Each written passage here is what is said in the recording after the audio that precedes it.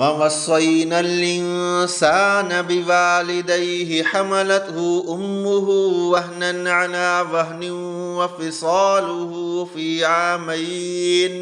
في عامين أن اشكر لي ولوالديك إلي المصير۔ اور ہم نے انسان کو اپنے والدین کے بارے میں یہ تاکید کی ہے کیونکہ اس کی ماں نے اسے کمزوری پر کمزوری برداشت کر کے پیٹ میں رکھا، اور 2 سال میں اس کا دودھ چھوٹتا ہے کہ تم میرا شکر ادا کرو اور اپنے ماں باپ کا،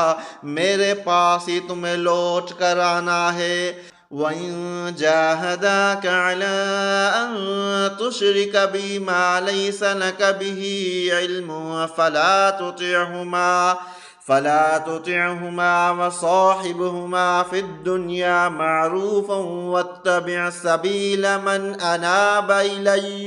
ثُمَّ إِلَيَّ مَرْجِعُكُمْ فَأُنَبِّئُكُم بِمَا كُنتُمْ تَعْمَلُونَ۔